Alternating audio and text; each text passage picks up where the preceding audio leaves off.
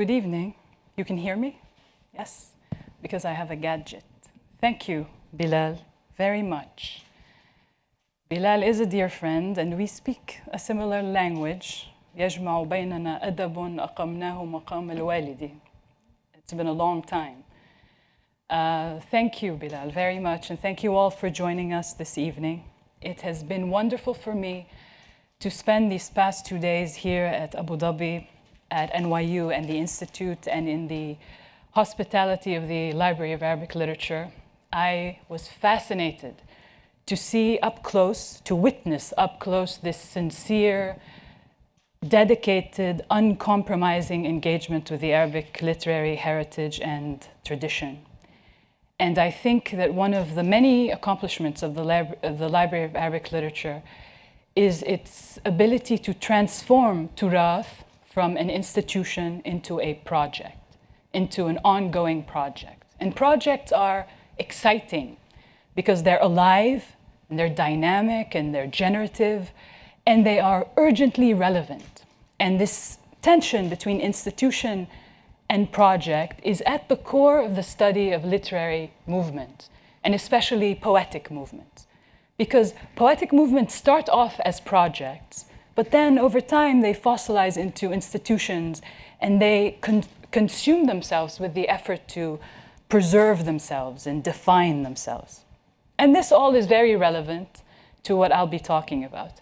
My talk today comes out of a book project, as Bilal mentioned, on the Arabic prose poem, which is a thing, an agitation, an unsettling thing that was introduced in modern Arabic poetry in year 1960. So we actually have a year when this problem or cause or thing came into being in Arabic poetry.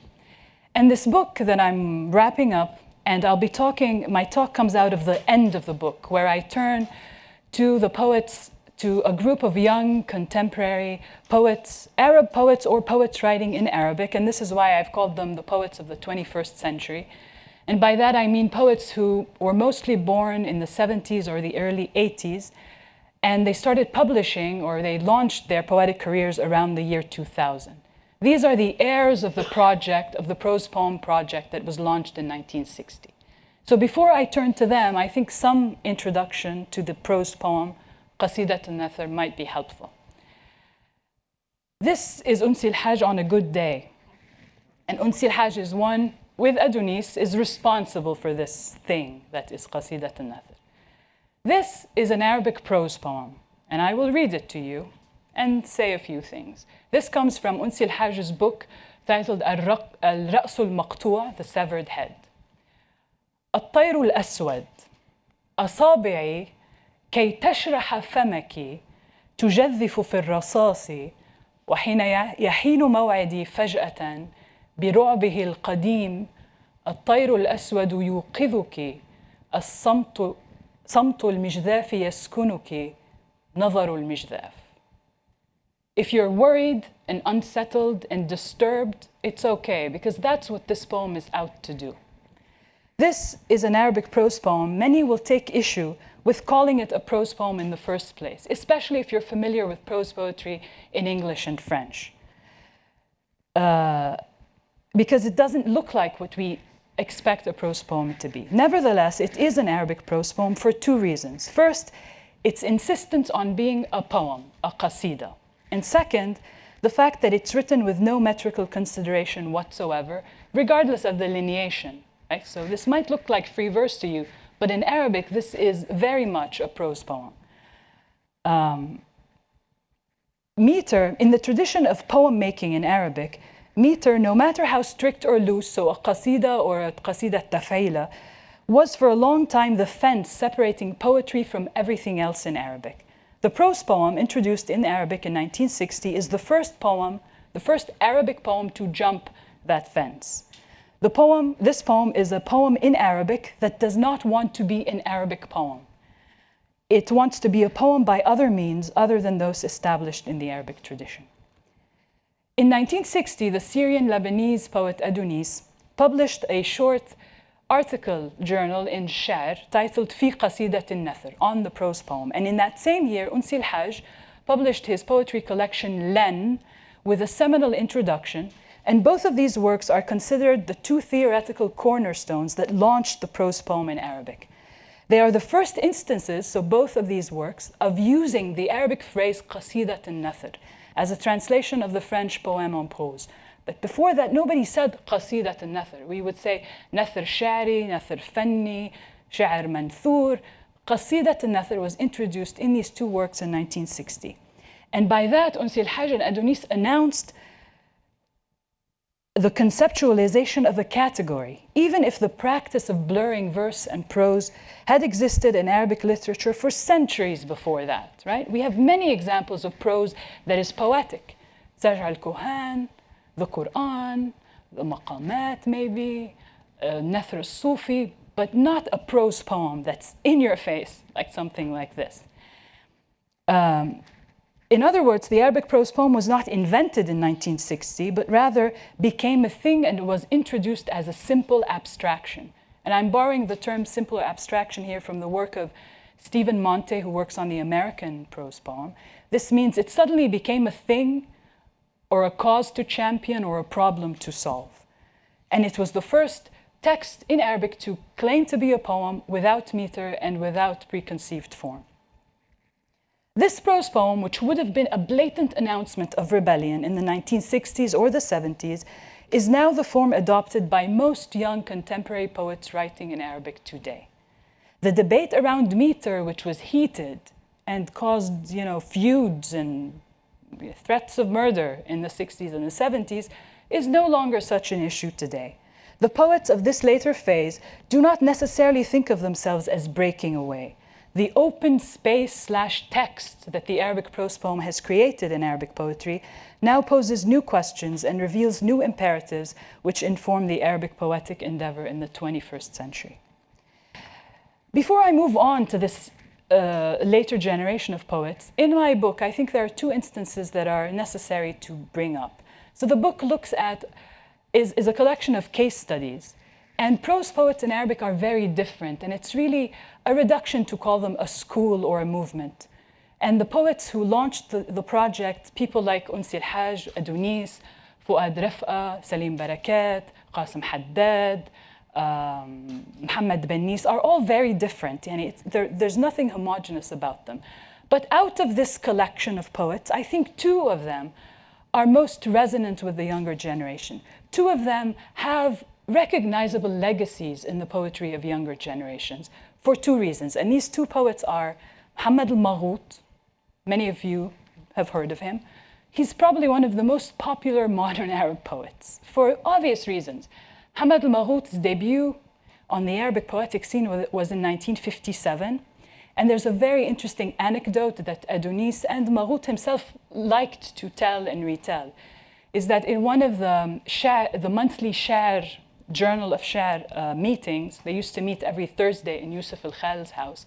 Suddenly, this disheveled peasant Syrian boy showed up who sat in the corner, had never heard of Baudelaire or Eliot or Qasidat al-Nathr, didn't know any other language. He had just been released from prison in Mazzeh and has escaped to Beirut and sat there waiting for the food to be served. And this was Muhammad al-Maghut.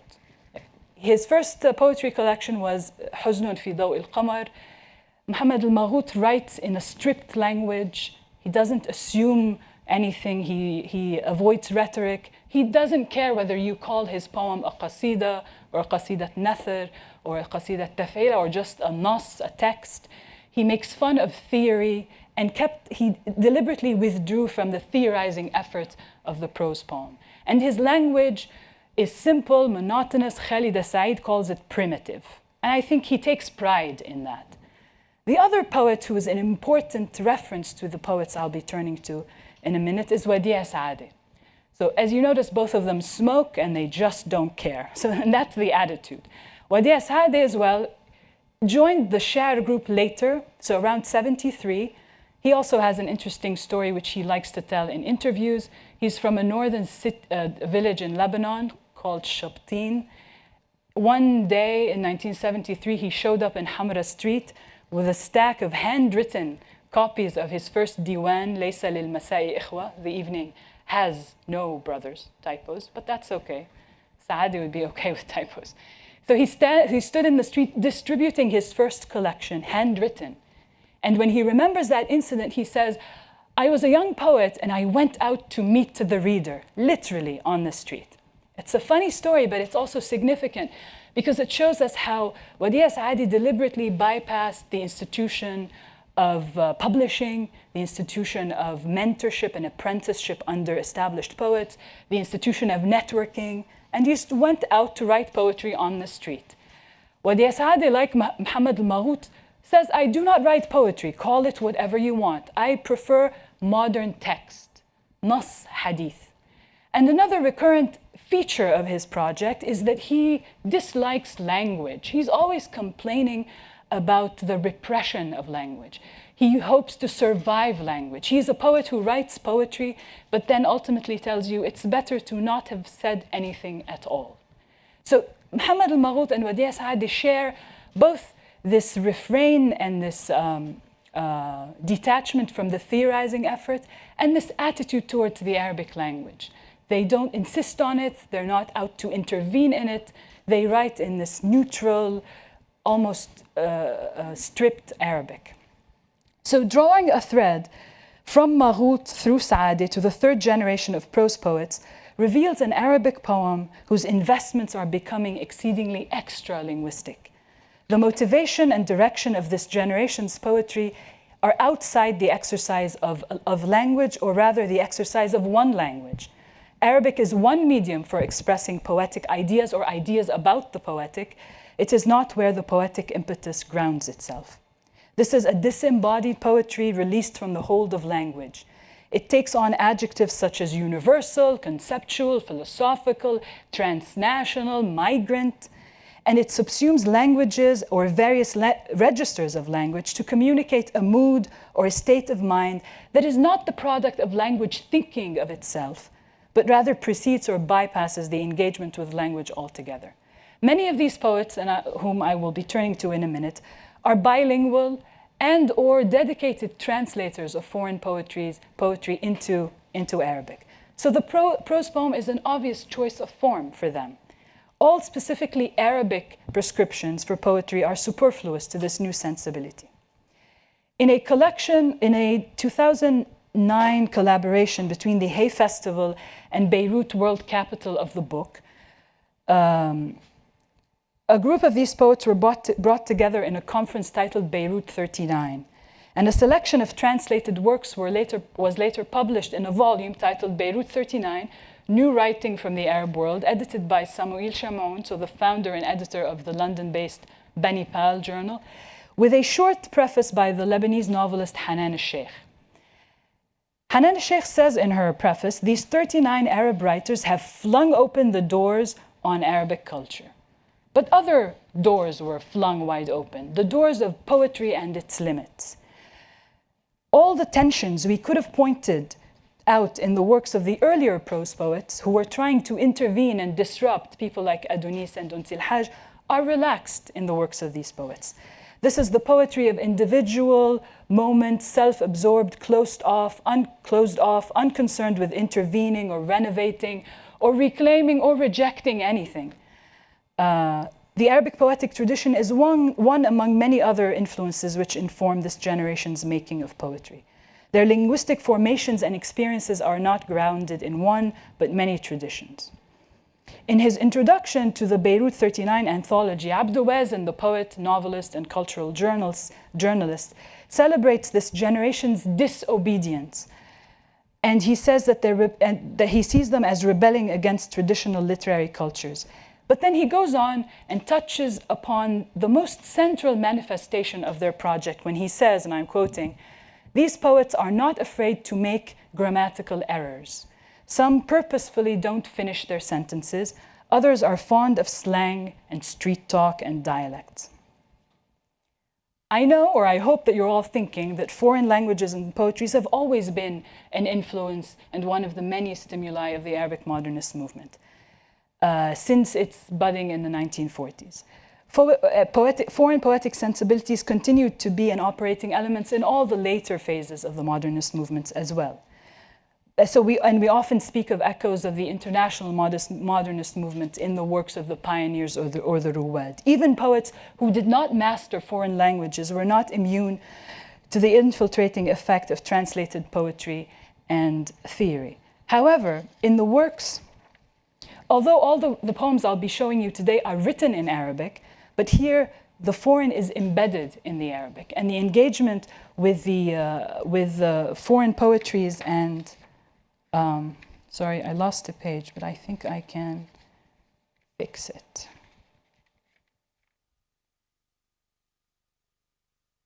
Yes, but you get the point. That's the point. So the engagement with foreign traditions and other languages is now simultaneous with the creative process in Arabic. It doesn't come after. So even when we talk about the influence of Eliot and Pound and Baudelaire on Adonis and Uns el-Hajj, we can still imagine an ideal of purity, even if it's not realistic. We can still imagine a Sayyab influence, but then later moving to write his poem with Arabic alone, thinking the poem. We cannot even begin to imagine that with the poetry of this generation, because their other languages exist on the same level, on the initial phase of language acquisition. Their language is the language of email, of chatting, of texting, of the information age, right? So even when they only write in Arabic, their poems are necessarily multilingual. And let's test that. Samir Abu Hawash is one of these poets I'll be looking at. He is Palestinian, born in Lebanon in 1972, and he's based in the UAE, here, I think in Abu Dhabi, involved with the Sheikh Zayed Award. He also edits a website, a news website, and a cultural page. He is the author of 2 novels. So born in 72, he's been very productive. He's authored 2 novels, 9 poetry collections. He's edited and translated over 40 volumes of translated literature, including works by William Faulkner, Charles Simic, Anne Sexton, Sylvia Plath, Jack Kerouac, Ted Kooser, and the list goes on and on. In his most recent collection, ليس هكذا تصنع البيتزا. This is not the way pizza is made, published by Dar al-Mutawassit in 2017. Samir Abu Hawash presents to us not poetry, but something that can become poetry. He includes found phrases, quotations, conversations, and he directs them and orchestrates them. He arranges Google search results, recurrent conversations about the weather, imitations of other writers into poems. And in the following piece that we will look at, titled After Bob Dylan, he shows us that not only paying homage to another writer can pass as poetry, but the actual reading exercise can be poetic in itself. Let's look at this, and I'm going to read it to you. First of all, to make you angry if you're already agitated with Uns el-Hajj, and then because we're going to look at the translation and probably say something about that. So, بعد بوب ديلان من ليس هكذا تصنع البيتزا. رأيت رجلاً يجر منزلاً قال إنه يريد أن يضعه على حافة البحر، وامرأة جميلة تعرج جرة وراءها شعباً من الأطفال العرج، ومستويات مختلفة من الصمت تجرها الخيول. شاهدت أكياس نايلون سوداء تطير في الصحراء، وشقراء بشعر طويل ترفع نهدها إلى الله وتبكي. شاهدت الصديق الذي مات في نومه يبتسم خلف المطر. شاهدت المطر أيضاً. شاهدت قطارات تقتحم غرف نوم ومرايا براقة تحطمها النظرات، نظرات تتحطم وحدها. وكان صبي بالشورت يقفز ليلمس فراشة يحسبها غيمة. وكان عجائز سود يتدربون على الراب بالكز المستمر على أسنانهم. وكان فلاسفة يحاولون عبثاً تفسير جوز الهند. شاهدت طيناً ينصب خيمة ووحلاً يحفر سراديب سرية. شاهدت الستينات تتقدم نحو مادة ذراعيها وعلى كتفيها ينعب غرابان أسودان. شاهدت السعادة عارية تقفز الحبل. شاهدت جدتي تسبح في كأس. شاهدت أبي ينمو على جدار. شاهدت التسعينات طائرة ورقية تذوب في الضباب. That's a poem. Do you hear Bob Dylan? Bob Dylan is a big figure here. Many poets, not just Samir Abu Hawash, refer to him signal him as a backdrop. So this is an amnesiac Arabic that's trying to replace its poetic memory with something that is recognizable globally, right? So this is written in Arabic, right? But one doesn't feel very anxious, for you LAL translators. One doesn't really feel anxious about translating this out of Arabic. So that's why I'm going to read the translation. And you're not bored, right? This is thrilling. It is thrilling. Be thrilled with me. This is the translation. I saw a man pulling a house. He said he wanted to place it at the edge of the sea, and a beautiful limping woman dragging behind her a population of limping children, and barking words in different levels of silence, all drawn by horses. I saw a black plastic bag flying in the desert, and a blonde with long hair raising her breast to God and weeping. I saw a friend who died in his sleep, smiling beyond the rain. I saw the rain too. I saw trains break into bedrooms, glittering mirrors shattered by glances, and glances shattered by themselves. A boy in shorts was jumping up to touch a butterfly he thought was a cloud. Old men were rehearsing their rap by constantly grinding their teeth. Philosophers were trying to explain coconuts in vain. I saw clay erect a tent and mud dig a secret dungeon. I saw the 60s run towards me with open arms. On her shoulders, 2 black crows cawing. I saw happiness naked jumping rope. I saw my grandmother swimming in a cup. I saw my father go on a wall. I saw the 90s, a kite melting in the rain. You can also hear resonances and echoes of the Allen Ginsberg, the American Beats. You know, even if you're not an Arabist, you connect with this as poetry. What makes it poetry is not grounded in the language. So one does not feel anxious about translating this poem out of Arabic. The setup, which makes it a poem, carries over, written to be read in a different language or to be received outside language. Translating a piece like the above becomes the sincerest way of reading it. Besides, the poem in Arabic sometimes possesses a shakiness, a flimsiness, an unsureness that settles once it's translated, as if translation by that completes the writing process. These texts are in ways formed, found, or unlost in translation. So the assumptions we make about the original text and the target text do not hold here. Translation as a creative process is present in the makeup of the original from the earliest stages of its inception. I'll turn now to another more extreme example where translation is present in the creative process. The second poet is Julan Haji. He is Syrian Kurdish, born in 1977. He's a physician based in Paris, so an immigrant, a refugee. Currently, he's the author of 5 books of poetry. His first collection won the Mohammed al-Maghut Prize. And he is also an accomplished translator. He's translated many works and actually maybe makes a living translating at the moment. With translator Stephen Watts, Julan Haji co-translated his own work in a collection that came out in 2007 titled A Tree Whose Name I Do Not Know.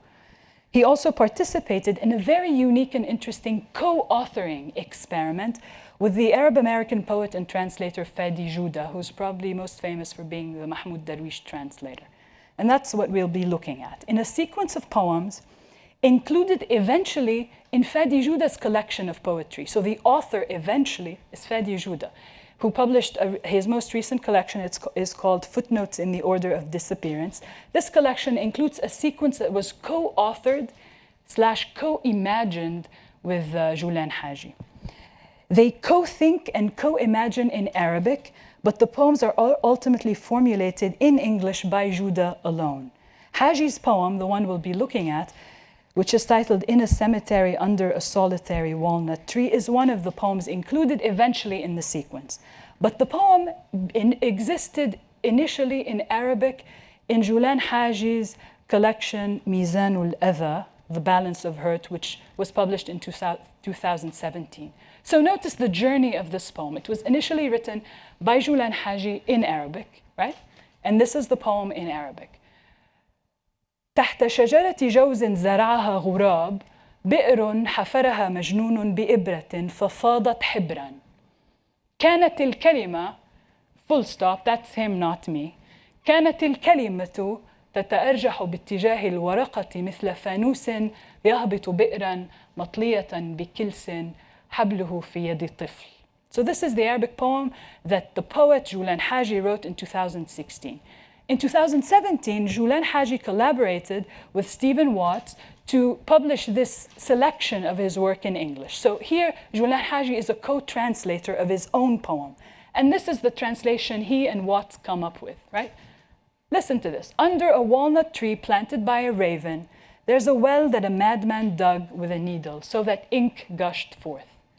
The word was, swaying inward towards the page like a lantern descending a whitewashed well, its rope in the hand of a child. So while this version remains guided by the Arabic, the version that I'm going to present to you now, reimagined with Huda, strays off. It is expanded literally, stretched out so that larger fissures appear in its body, cracks that reveal more than the original had initially communicated. And they published the sequence of poems before it appeared in the collection in World Literature Today. And they had a note, both of them, Huda and Haji, where they explained the process. They said that they used to meet regularly in Paris and talk about things. And then they texted and emailed in Arabic. And this was the co-authoring and the co-imagining, right? So the content belongs to them both, they said. But then Huda sat down and wrote the Arabic poem in English. So this is a poem that's born in Arabic, but then it travels. It's an immigrant poem. And this is the version that it was eventually co-authored. So this is their note, and this is just a snapshot of it published in World Literature Today. 2 poems by Fadi Huda and Julan Haji. Right? They are the authors at the same time, not co-translators, not writer and translator. And this is the poem. In a cemetery under a solitary walnut tree that crows had planted and whose seeds are hollow, I found a needle, and with it I dug a well. Dug and dug until I struck ink. The needle wove fabric for bodies it had injected with song. I painted the well's walls with quicklime, and I couldn't climb out. There was sun, there was moonlight that came into my sleep. I stored leaves and bark, but rain washed away my words. A lantern came down on a rope that a girl held. I sent up the part of me that was light. So the 2 stanzas of the earlier version are interrogated in this last version. They are revealed, opened up, and mined. The act of co-authoring this piece thus becomes a generative process. If the germ of this poem is borrowed from Haji's Arabic text, it is formally, thematically, and now musically cultivated by Haji and Huda together.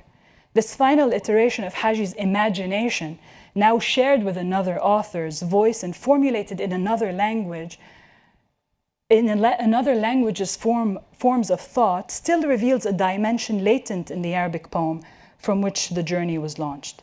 This sequence of poems tells much about the role of gaps, silences, and loss in the creative process. The poems, the sequence, of course, warrants a deeper reading. However, what stands out about them for my purposes here is the attitude they exhibit towards language, especially on the part of Haji. His shared agency in imagining the poetic and his subsequent silence in the final manifestation of the poems is representative of his own writing experience between several languages. Remember, he's a Kurd, so to him Arabic is a second language to begin with. He's already traveling to Arabic from another language's memory and form of thought, and now he's sharing that with Stephen Watts and then really intimately sharing it and its agency with Fadi Huda. The partnership with Fadi Huda opens up the purview of Arabic poetry beyond the exercise of the language. It urges us to wonder about the extent and the nature of Huda and his likes' involvement and investment in the Arabic poetic endeavor. And by that I mean poets who identify as Arab but write in other languages, literally exophonic, yani existing writing in languages other than their own. They insist, however, on implicating Arabic poetry in their projects through readings and rereadings, translations, quotations, transliterations, and so on. Yes. Every writing is a translation of some sort. There's nothing more cliche than that sentence, right? Every writer says that, every translator says that. Julian Haji says that in almost every interview, but the statement in his case has more urgency, because in his stance vis-a-vis Arabic, it gains much more urgency and pointedness. The Arabic of this generation's poems is not an original anymore. It is only a previous translation of poems originally imagined multilingually. So that's my case, and we'll see what you think. So finally, final thoughts, and then looking forward to rigorous investigation and interrogation. Circling back to Unsi al-Hajj, to the beginnings of the prose poem project. If Unsi al-Hajj had set out to write a poem in Arabic, but not an Arabic poem, the poets of this generation are setting out to imagine their different Arabics in other languages. No matter how well-versed or well-read they are in the Arabic tradition, they write at a distance from it, not invested in implanting themselves in it or dragging it into their present moment. They might know the Arabic poetic tradition, they think about it or of it, but they do not think with it. So we can describe them as the Arabic language's captives, its survivors, its deserters, its salvagers, its translators, yes. But also, I think it's necessary to say that on some levels and in some works, they reflect a loss of footing, a linguistic apathy, and maybe sometimes even incompetence. Shukran. Thank you.